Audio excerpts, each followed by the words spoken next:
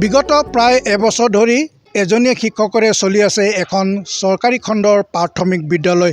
এই প্ৰাথমিক বিদ্যালয়খনত এজনীয়া শিক্ষকৰে চলি থকাত বিভিন্ন সমস্যাৰ উদ্ভৱ হৈছে। বিশেষকৈ পাঠদানৰ ক্ষেত্ৰত এজনী শিক্ষকগৰাকীয়ে বহু সমস্যাৰ সন্মুখীন হোৱাৰ সমান্তৰালভাৱে শিক্ষক নথকাৰ বাবে ইয়াত অধ্যয়ন কৰি থকা ছাত্ৰ ছাত্ৰীসকলে আজি পৰ্যাপ্ত শিক্ষাৰ পৰা বঞ্চিত হোৱাৰ অভিযোগ উঠিছে। মই বৰ্তমান সেই প্ৰাথমিক বিদ্যালয়খনতেই উপস্থিত আছোঁ। এইখন প্ৰাথমিক বিদ্যালয় হৈছে ১ নং তাৰাজুলি ৰৌনাথপুৰ প্ৰাথমিক বিদ্যালয়। এই প্ৰাথমিক বিদ্যালয়খনত এজনী শিক্ষকৰে চলি আছে। বৰ্তমান বিশ্বনাথ চাহানী নামৰ একমাত্ৰ শিক্ষকগৰাকীয়ে ইয়াত অধ্যয়ন কৰি থকা প্ৰথম শ্ৰেণীত 23জন, দ্বিতীয় শ্ৰেণীত 18জন, তৃতীয় শ্ৰেণীত 19জন, চতুৰ্থ শ্ৰেণীত 19জন, পঞ্চম শ্ৰেণীত 16জন আৰু ক শ্ৰেণীৰ 17জন ছাত্ৰ ছাত্ৰীকে ধৰি সৰ্বমুঠ 112জন ছাত্ৰ ছাত্ৰীয়ে এই বিদ্যালয়খনত বৰ্তমানৰ সময়ত অধ্যয়ন কৰি আছে।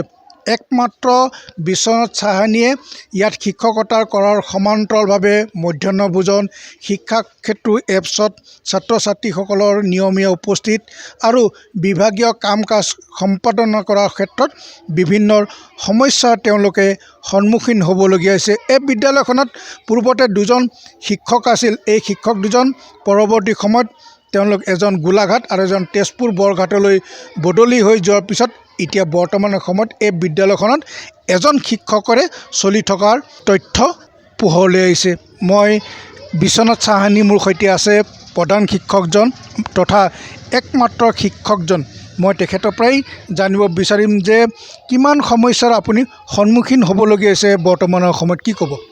নমস্কাৰ, মই বৰ্তমান নতুন তাৰাজুলি ৰৌনাথপুৰ 1 নম্বৰ প্ৰাথমিক বিদ্যালয়ত কৰ্মৰত আছোঁ। কিন্তু ইয়াত আহি যিহেতু মই এজনীয়া শিক্ষক হিচাপে ৰাতিপুৱাৰ পৰা প্ৰাতঃসদনৰ পিছতকৈ যি আমি শিক্ষা ক্ষেত্ৰত এটেণ্ডেঞ্চ লওঁতে বহু সময় অতিবাহিত হৈ যায়।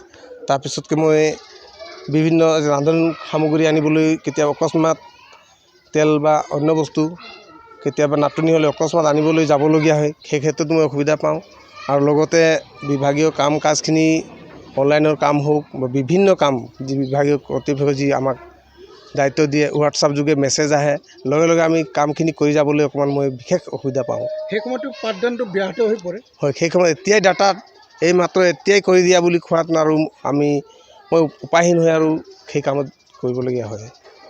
মোৰ সৈতে বিদ্যালয় পৰিচালনা সমিতিৰ সভাপতিগৰাকীও আছে। দাদা, আপুনি গৈছিল সেই সময়ত শিক্ষক নিযুক্তি দিয়াৰ ক্ষেত্ৰত বিভাগীয় কৰ্তৃপক্ষক জনাইছে, কি কৈছে?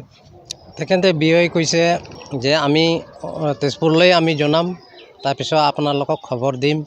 আমি ইয়াৰ পৰা গৈ আমাৰ SMC কমিটি আৰু মাতৃ গোটেই গৈ পেলাই আমি গাড়ী ভাড়া কৰি 1 টকা 2 টকা পইচা মিলাই গৈছিলোঁ। তাৰপিছত এতিয়ালৈকে আমাক জনোৱা নাই, শিক্ষক নিযুক্তি দিয়া নাই। ল'ৰা ছোৱালীখিনিতো অসুবিধা পাইছে। অসুবিধা পাইছে। তাৰপিছত আমাৰ অকলশৰীয়া মাষ্টৰে বহুত দিগদাৰী পায়। কিয় স্কুল কৰি কেতিয়াবা অফিচত যাবলগীয়া হয়, ক'ত মাতে তেতিয়া যাবলগীয়া হয়। মোৰো অসুবিধা হয়, কিয় অকলশৰীয়া যাবলগীয়া হয়, তেতিয়া মোকো লৈ যায়।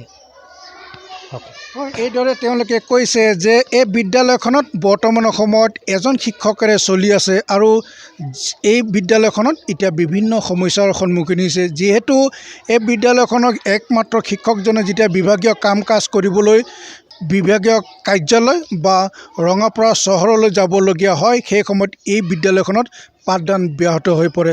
সেয়া যি কি নহওক, যি সময়ত ৰাজ্য চৰকাৰে গুণোৎসৱ উদযাপন কৰি শিক্ষক নিযুক্তি বা বিদ্যালয় পাঠদান বা চৰকাৰী খণ্ডৰ শিক্ষা উন্নত কৰাৰ যি প্ৰয়াস চলাইছে, সেই সময়ত কিন্তু ইয়াত এখন বিপৰীত ছবি দেখিবলৈ পোৱা গৈছে। এই বিদ্যালয়খনত অতি শীঘ্ৰে শিক্ষক নিযুক্তি দি শৈক্ষিক পৰিৱেশ গঢ়ি তুলিবলৈ স্থানীয় অভিভাৱক, বিদ্যালয়খনৰ পৰিচালনা সমিতিয়ে শিক্ষা বিভাগ আৰু সংশ্লিষ্ট বিভাগীয় কৰ্তৃপক্ষক দাবী জনাইছে।